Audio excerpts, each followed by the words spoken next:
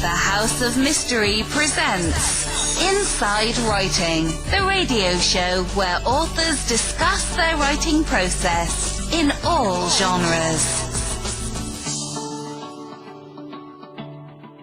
Welcome back into the House of Mystery, and I am Al Warren.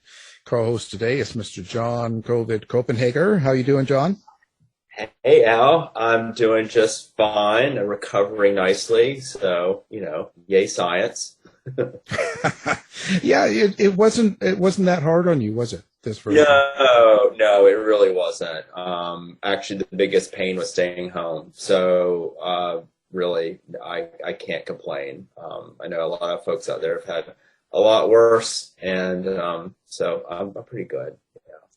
Well, yeah, but you were taking bleach all the week, weren't you? Or Oh yeah, it's great. It's great for the the digestive tract. I do not recommend bleach. Okay, now we've got another guest that you brought to the show, which is great. You always bring interesting people. We've got the author of Doubting Thomas, and that's Matthew Clark Davison. Thank you for being here, Matthew.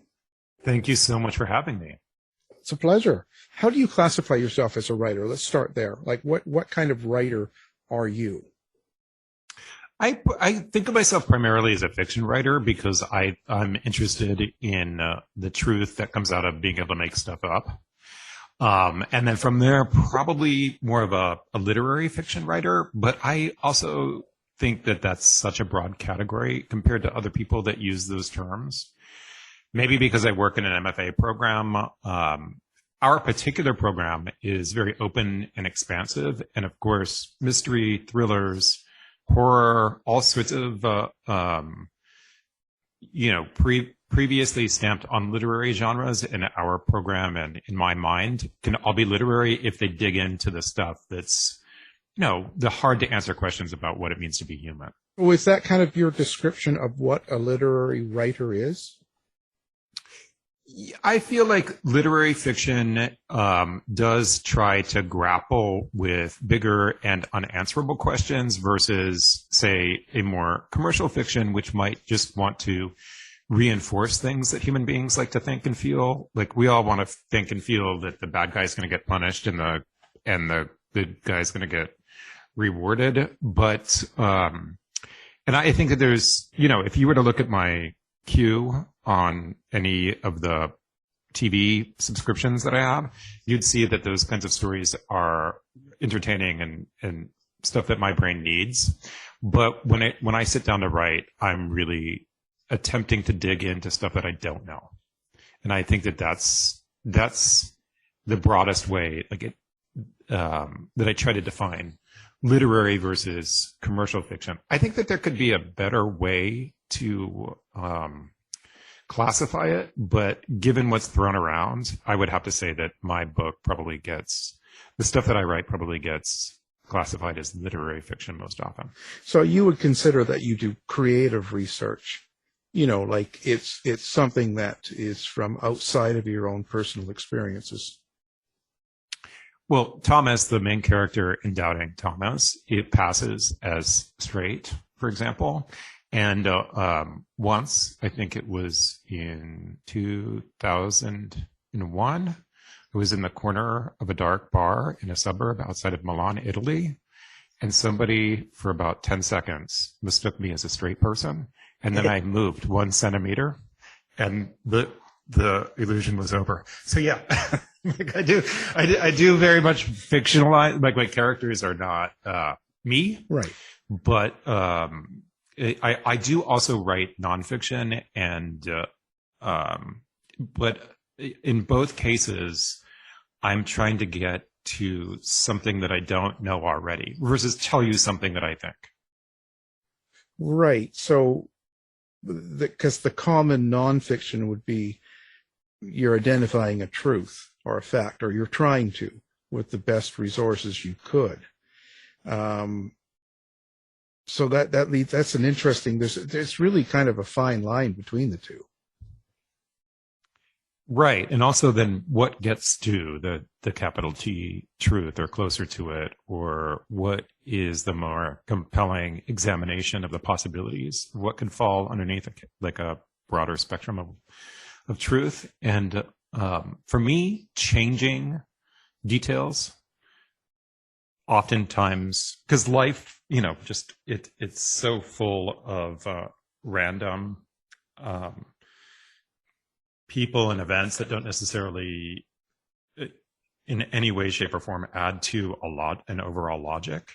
There's so much chaos, and there's so much that's random, that to be truly married to the idea that I'm going to tell this how it went down limits the possibility of how events and people can be compressed and such in order to get at some bigger truth, I guess I would say. Yeah. Plus, you have to rely on your own memory, which changes constantly, right? What memory? Yeah. I have a cheese block.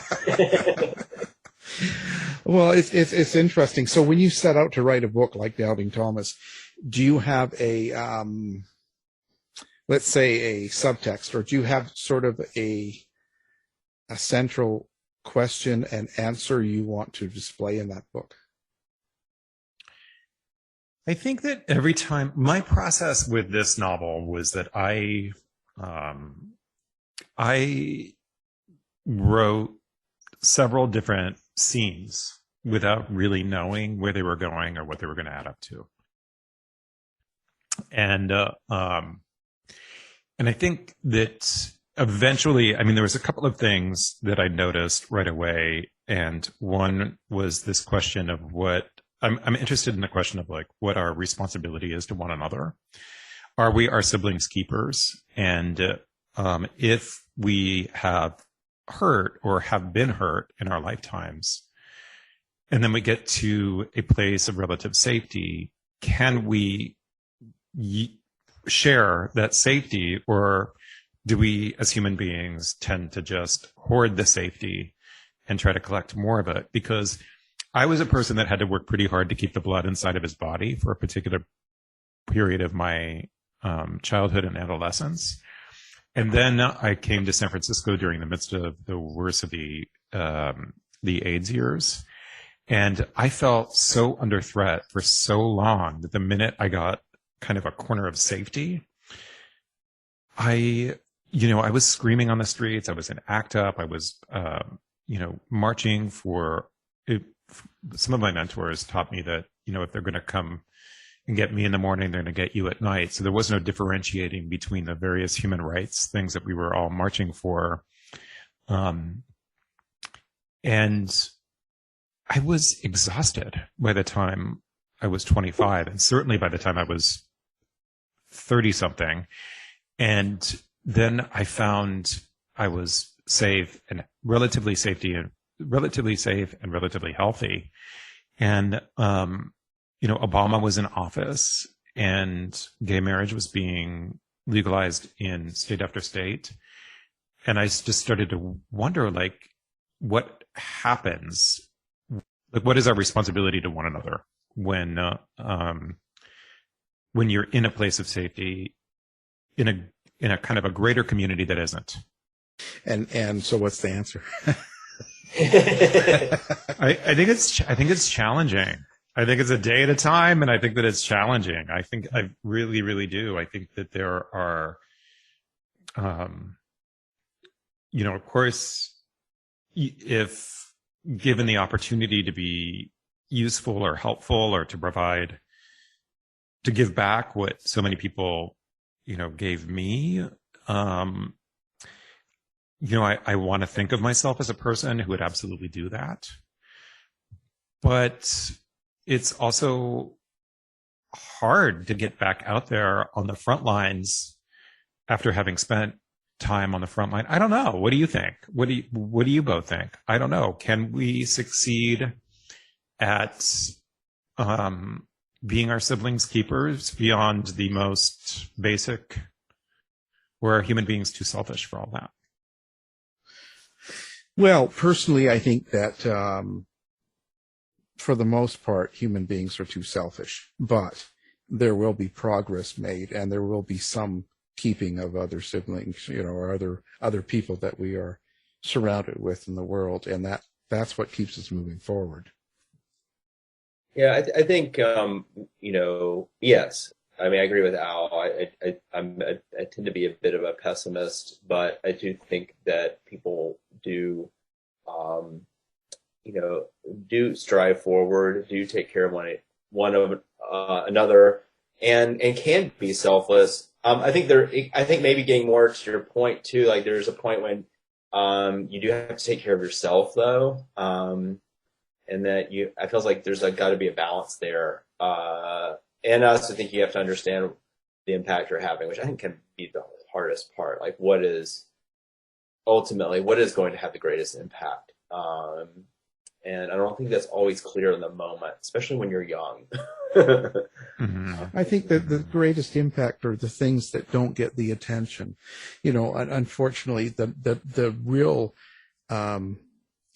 nice human things to do that we do for each other in subtle ways and in ways that make a real difference aren't really what the focus of the majority of the people are. Most of the people gain attention from doing the wrong thing, and in some cases it brings notoriety, and therefore it's kind of a goal for a lot of humans, a lot of people. So I think it's kind of mixed up. But in the long run, those loud people that do the bad things go away, and we forget. But what stays with us is the kind things that happen to us. I like to think that that's true, but I am also, as an artist, I guess, very fascinated by the fact that, in my book, the main character Thomas is best friends with he's a fourth grade school teacher, and he's best friends with the principal at his school, at this fancy private school in Portland, Oregon, and they have an incredible friendship. And more than anything, he gets accused of doing something that he doesn't do that leads to his job ending. And more than anything, his best friend, who's the principal, wants to protect him, but she's in a system where protecting him or attempting to protect him might cause more overall damage than good. And so I'm interested in the very real dilemmas, because people who have read my book are mad at Mercy, the character who's the principal, that does that. And I feel like, what about the hundreds of thousands of kindnesses that she's shown so many people and Thomas prior to being in this near impossible situation, that no matter what choice she makes, something's going to be sacrificed. And almost to the point where I wanted to try to portray it in a way that if she would have really, really, really stuck up for him, that she would have lost her job, or a significant amount of funding for the scholarship kids, which is the project that she feels most passionately about in her job. So, because, to me, a person, I don't know. I would like to think that we are capable of also seeing those complexities, but it's hard when personal emotions get involved. Well, I know that, it's a huge moral dilemma that Mercy has, because I think in your book, she is sort of also a representative of the school and the liaison to the community. A lot of it could come unraveled. So, all the same, as a reader, you're very angry at her for the choices she makes. I'm wondering, to what degree, were you thinking about moral dilemmas in this book? It sounds like you were. Do you feel like it's something you've decided on, or something you're still kind of exploring as a writer? As the book evolved, because I started our conversation today by talking about this idea of, are we our siblings keepers? And so I'm obsessed with the idea of siblings in general. Like Thomas is one of three boys, one a queer one, just like me. I'm a middle child. My husband's married. I mean, my husband has two brothers. I was reading Justin Torres's novel We the Animals, where there's three brothers and one of them is queer. And I just wanted that novel to keep going, to see how their relationships evolved into their adulthoods. And I think that on some level, I may have started doubting Thomas because I left home at 15. My older brother was 17, but had been kind of out of the house a lot. Prior to that, my younger brother was 10. And I went 3,000 miles away from where they lived in Massachusetts to where I ended up in California.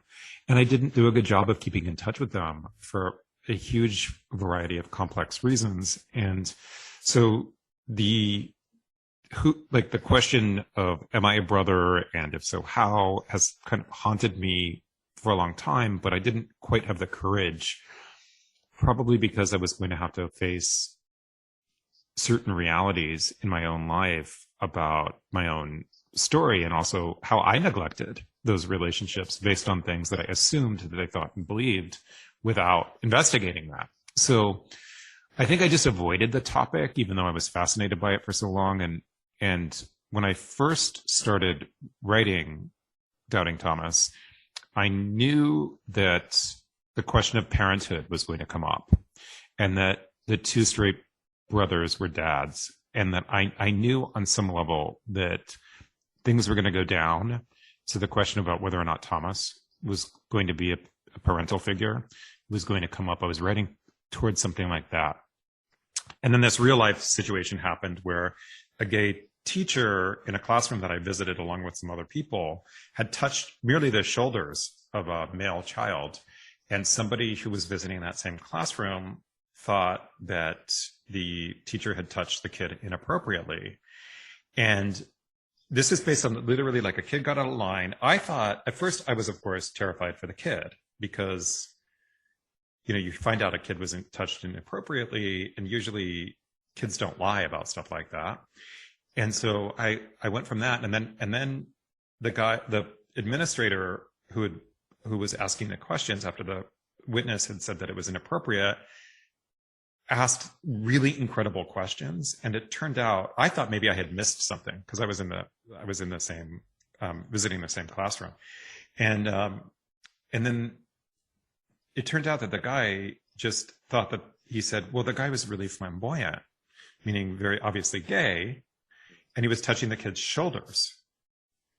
And then I became incredibly worried for the teacher. And for that, my own brother, it's sort of a complex story, but it's like to make it as simple as possible, I had diagnosed the younger brother in the book with a fatal form of cancer prior to my real life younger brother getting diagnosed with a fatal form of cancer. And so when my younger brother in real life was diagnosed with this cancer that he ended up surviving, because he was actually technically misdiagnosed in the beginning, I couldn't write about that anymore. It was too close to home. What started as fiction turned into real life, and then I couldn't keep with the fiction. And so I focused on this other part, which is the accusation in the book, based on this other real life thing. And somehow those two things merged in my head, and I became equally sort of obsessed with the idea of like literal brotherhood, and also this idea of can we be each other's, can we be our brother's keepers? Well, that's it. Did I just answer a question, or did I just talk for like 9 minutes? Well, no, I thought that was interesting. I just wonder how you got from one place to the other, because when you get to, I understand the cancer and your own family member, but I'm thinking the accusation into brother's keeper. I don't know. I was just writing, and I think I was like seeped pretty deeply into Thomas's head. And so he was a teacher. But I think that like a lot of the scenes with the brothers had taken place in my notebook without much like ambition or direction. They were just kind of sketches scenes that I was writing maybe. And once I wrote, well, the first line of the book for a really long time was that he didn't do it. And I know that for mystery writers or whatever, that might be a horrible. And for a long time, it was also the entire first chapter. But I wanted the reader to be very, very clear that the questions that the novel was raising what weren't like whether or not he had inappropriately touched the child, but the dilemmas that ensue for being perceived as someone that could have. Yeah, it feels much more like a novel about impact, than it does a novel about, did he or didn't he? It's not that novel. It struck me as very much about kind of the trauma of being falsely accused and the ripple effect that it has on.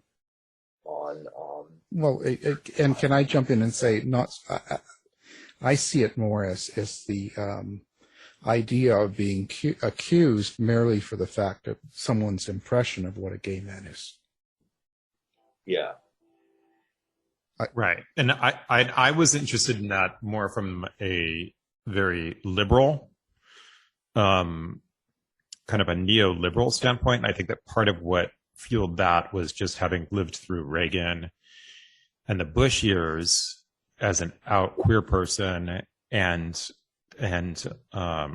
the impact that AIDS had on my life and the way that the government did or did not respond to that, what I call my first pandemic. How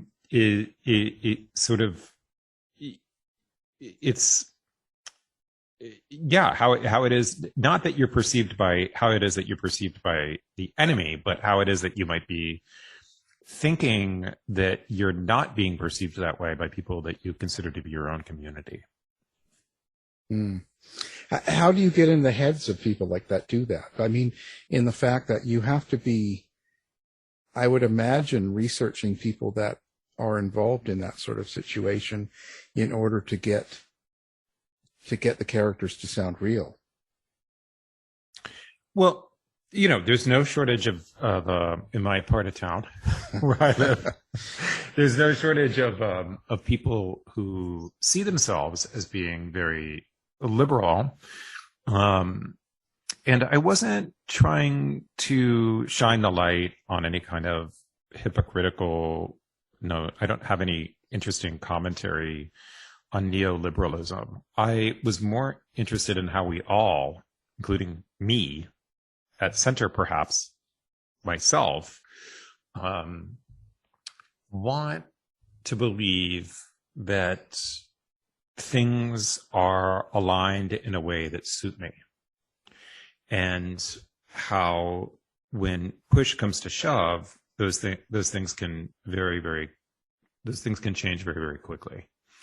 And so I was less trying to get in the head of like a neoliberal. There were some fun little lines that I wrote, especially like in Portland. There's a mom at Thomas's school that has like #1 mom as her personalized license plate, and she barely interacts with her own daughter.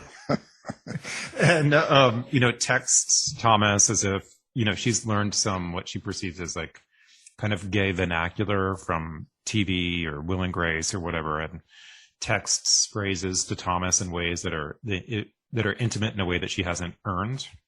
And she and others assume that he's much more comfortable with those things than he might be, without really getting to know them. Like nobody asks him, like, are you cool with this?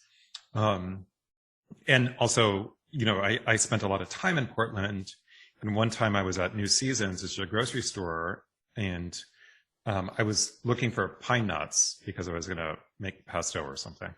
And I was struggling to find them in the nuts section. And this employee of the store, I said, I'm not sure first of all, I mispronounced their name, even though it was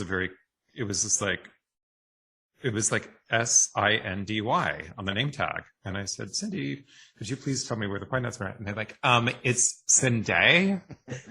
And there was no like accent mark or indicator or whatever. And sure, I don't mind being corrected, but it was as if I should have known that in advance.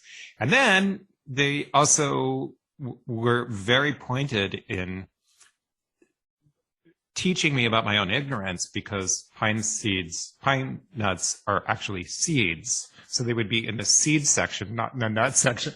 It's just like, I had fun, with these very kind of Portlandia moments here and there, but mostly I was incredibly dedicated to seeing myself in the characters that had dilemmas about whether or not Thomas should continue in the classroom with their kids.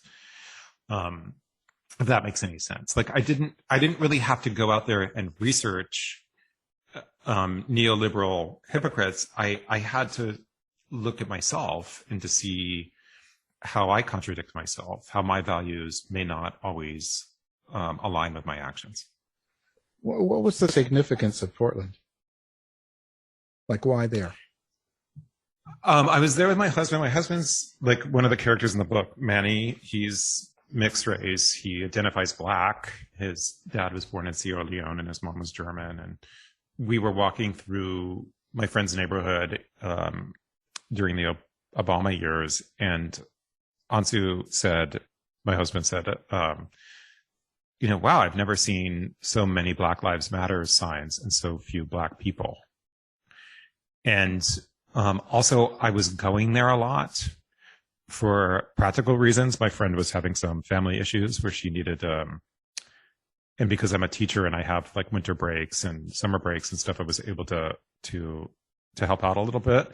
And so I was there a lot, and I just, could write it off. And I also saw like the school in the book is not a commentary on any real life place, but the physical layout of it is based on a place in real life. And I saw that school, and I actually kind of couldn't believe, because I visited schools through a job that I had for many years at a nonprofit in San Francisco. And then I visited this school in Portland, and I just couldn't believe the difference between the environment some children get to learn in versus others. And that stark contrast just made me feel like I would be an idiot not to use that as the setting. At the end of the book, what is it you want or hope that the reader takes away? I hope that the reader takes away maybe they don't take away anything, Al, but maybe what they do instead is ask themselves some questions about how they're showing up in their communities and how they're showing up in their families. I don't know. I don't know if I just, a good recipe. I kind of thought, there's a lot of food in my book, and I kind of thought if you hate the book, there should be some good recipes. How to make a pasta with cherry tomatoes. I don't know if I have a particular thing, but there is something that I discovered in the writing of the book about authenticity.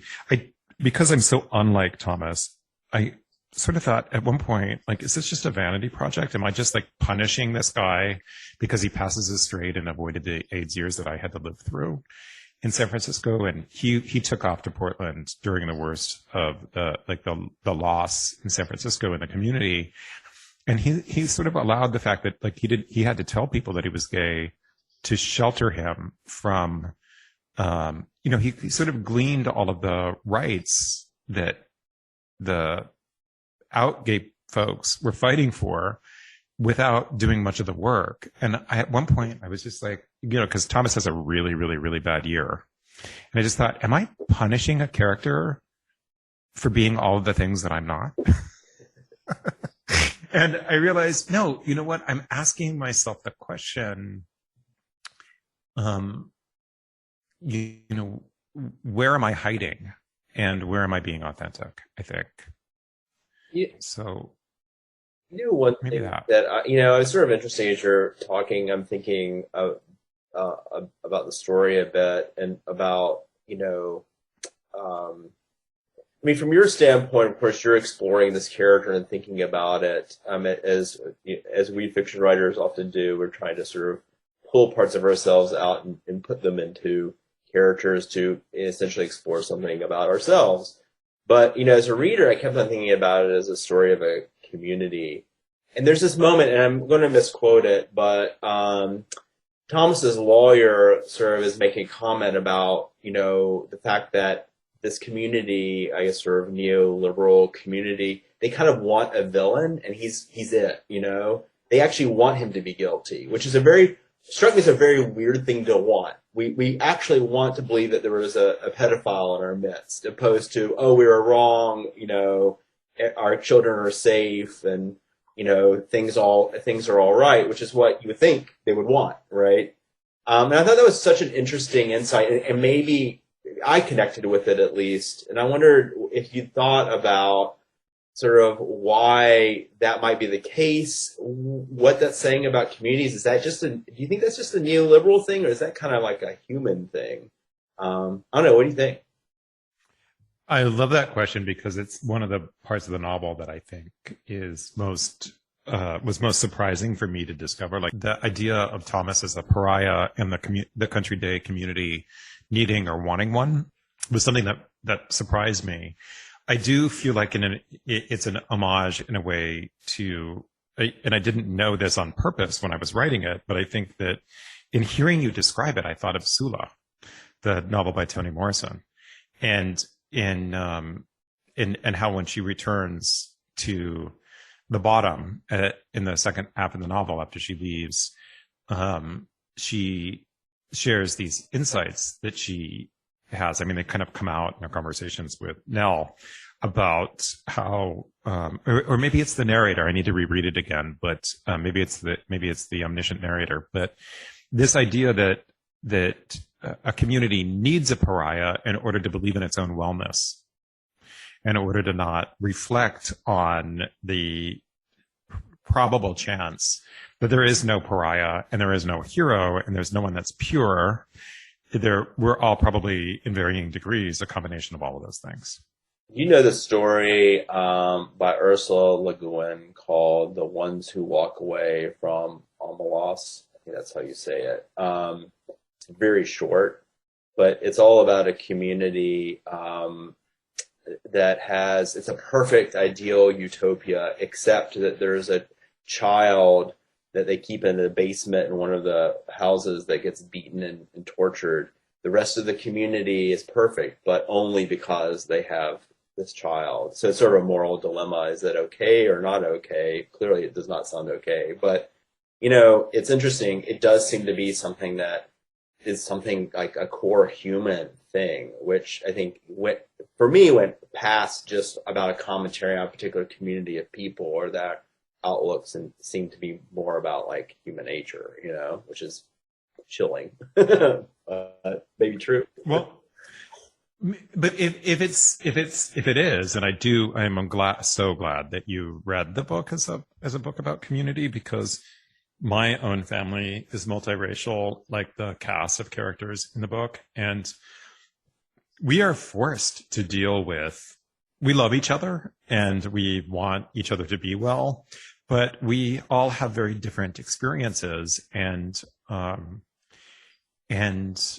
so we have to confront some really stuff sometimes about. I think that some people have the luxury to ignore, and we do live in a culture that is riddled, unfortunately, with racism and misogyny and homophobia and other things, and if one or more of those things don't affect you, and you're busy dealing with all of the other stuff that does and all your trials and tribulations, then it's difficult to kind of validate and do the work so that you can see that these things are actually affecting the people that you love. You may not be able to do anything about it, but you also don't need to necessarily deny it. I don't know. I guess I feel like I feel like Chad in the book, the kid that gets so ruthlessly fag bashed that Kant's Thomas in his memory, was one of the pariahs at that school, and Thomas benefited from him being the pariah because his gayness was so overt that compared to Thomas didn't have to suffer. So I mean, he had to conceal parts of himself, but that doesn't make me. Do you know what I mean? That's harder to empathize with as a mode of suffering. It certainly is, than somebody who's actually whose life is being endangered by the treatment that they're getting because of how they're perceived. Do you know what I mean? There are varying degrees of suffering. I think that idea of which I think does work throughout the book a great deal of what it means to be out essentially from the beginning, and then to sort of pass for a while, and the safety in that, going back to your theme of safety, it is something that certainly connected with me. I was definitely kind of a Thomas, and I definitely knew a Chad. And so it's and it does have an impact, but it also, the shame of that is complex too. So I thought you captured that really well too. It's like there's a shame in not being out as well, which causes a kind of, a resonance or I don't want to call it trauma, but a complexity, emotional complexity to it. I'm thinking about how, so I want to talk a little bit about your process a little bit. Cause I know you're a teacher too, and how you've talked a lot about sort of, I guess in general terms, maybe how the novel came to be, but was it like an idea that you had, kind of its core initially, or was it really more of a collage or a slow development of ideas? It was way more the latter. Yeah. I think that just because I live in the Bay Area and I, as lecturer faculty at a university, I had to work a lot of jobs. And so for me, I also identify as much as a teacher as I do a writer. I know that there's some writers that don't, and some writers who teach that don't. They would like to be a full-time writer, but I love teaching. And I love the fact that a high school dropout whose parents didn't get a chance to go to college, ended up going to a university and then teaching what I think is funny and wonderful. And I think that there are, a few students where I teach who relate to that. And so therefore I can kind of be useful in certain ways. But I think that because of those realities, I kind of get to the notebook. And in this case, it really was a notebook with a pen. When something just stirs me emotionally. And I think that, the way in which my brother is both having children and then followed by my younger brother's cancer, which I already said he had survived, thrust me back into the center of my own family in a way that might be similar to how Thomas's accusation thrusts him back into the middle of his family in a much more intimate way.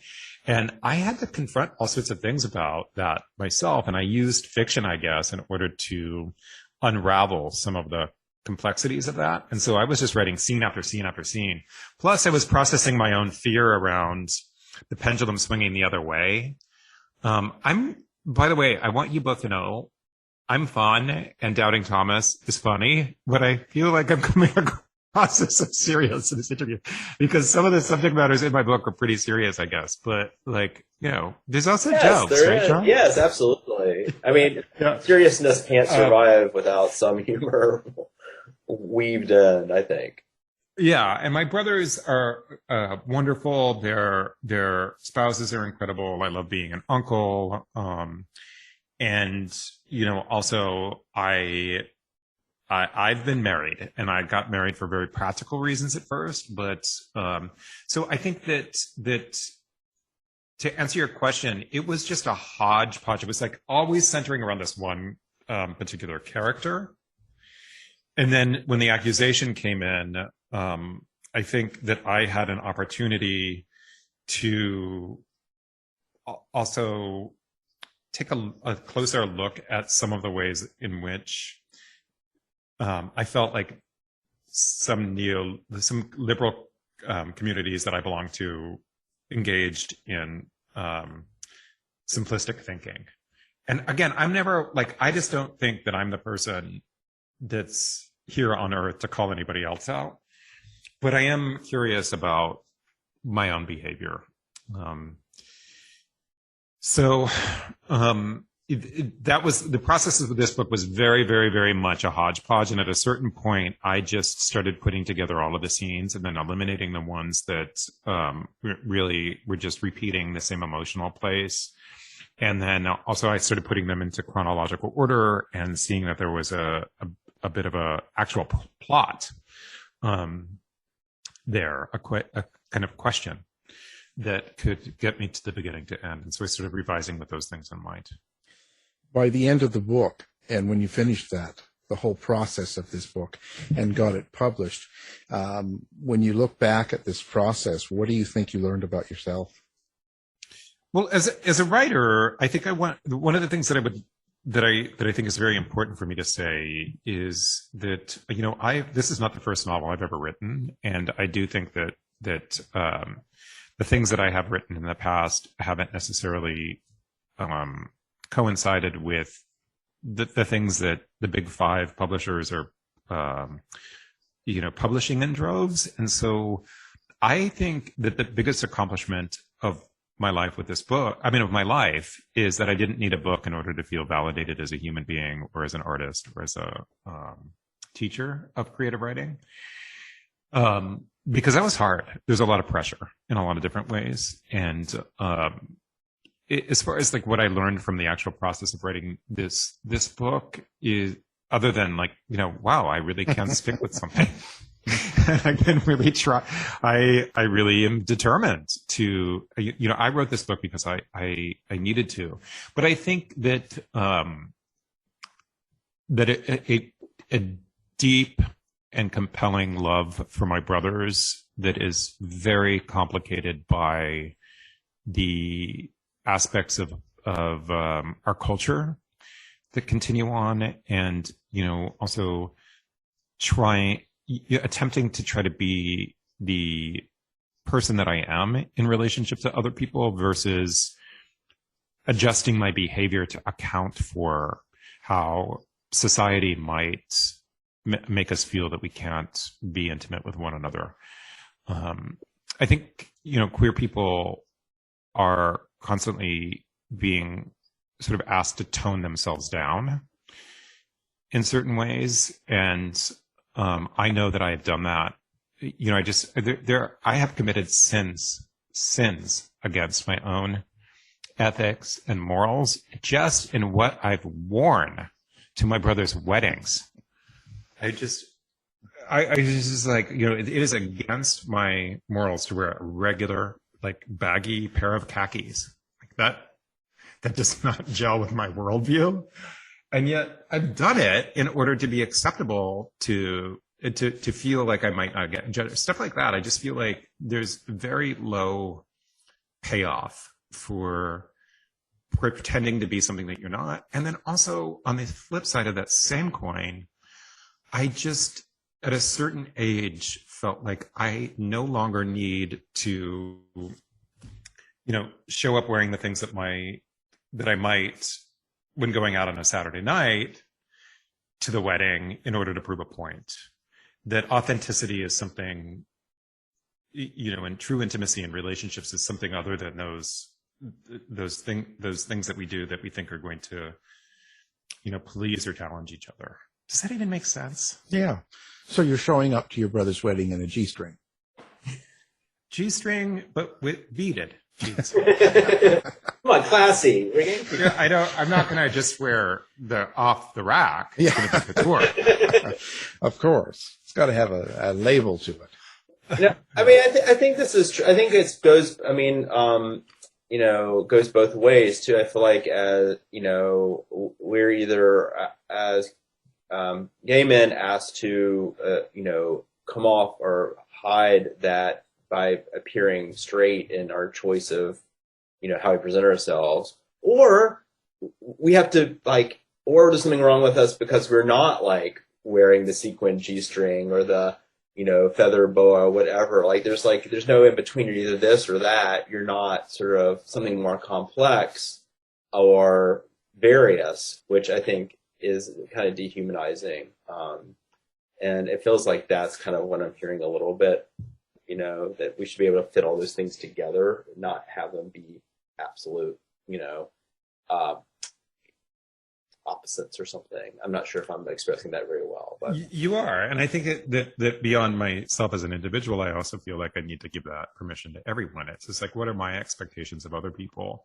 Right. I see people with RuPaul's Drag Race being so popular and stuff. I see people that are mad because popular culture is appropriating things that started in the gay community. And I get that when like people aren't giving credit to the people that, work so hard and also had to pay prices. But with things that are a little bit when it's just something like if I associate, say, wearing a bandana around my forehead as gay, and I see a straight person wearing a bandana, somebody that I perceive as straight wearing a bandana around their head, like, do I get to tell that person that they shouldn't be able to do that? I'm not trying to weigh in on whether or not somebody else should engage in that argument. Mm-hmm. I'm trying to be like a little bit more live and let live for myself and for everyone. Oh, of course. Let's talk about how people can get a hold of you. How do you like to interact with listeners and readers and fans of yours and stuff? Do you social media, website? Where do people go? Yeah, my last name has one D in it. It's the very first letter. And so it's Davison. And all of my social media can be found by Googling or whatever, Matthew Clark Davison. I do have a website with a contact information. And, Doubting Thomas is sold everywhere books are sold. So I probably post the most on Instagram, because it's easy. You can just put a picture up there. How was the writing process over this last few years? You must have been writing through a lot of the mess going on in the world. Did that make it even more intense? Something about this pandemic where I got to be quiet and not in the highest risk group enabled me to access parts of myself that were really, really long buried. And also I found out that I'm a bit more of an introvert than I thought. And so I was very, very, very productive. I have a textbook coming out, co-written with my friend Alice LaPlante with Norton, based on just stuff that I probably would have never been able to do had I been living my regular life. I think things had to really come to a halt for me to prioritize my own writing and my own projects in that particular way. And then I have another nonfiction project happening. And I have actually, I don't think that the world has gotten any worse. I just feel like things may have been, I don't know. I think that maybe things have come more to the surface. So I don't know if all of the struggles that we've had in the variety of ways that we've had have done anything compelling to I'll let you be the judge of that someday. But I will say that I have managed to write. Yeah, I know what you're saying. We see things perhaps more clearly now. In the last few years about the struggles and stuff, but having that sort of tension and stress and things like that you're sort of outside of your door, so to speak. Do you think you get more? Does it seep into your writing? Do you think? Yes. Yeah, for sure. Absolutely. Really interesting. The whole world is interesting, But anyway. Well, so for the listeners, we need you to go out and buy a book. It's called Doubting Thomas, a novel. And it's written by our guest, Matthew Clark Davison, and, help him out. He needs a latte.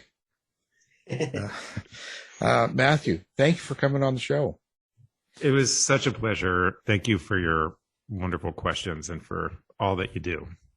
Tired of wasting time trying to decide what to watch on your streaming service? Go to our website and look for the Martino movie reviews.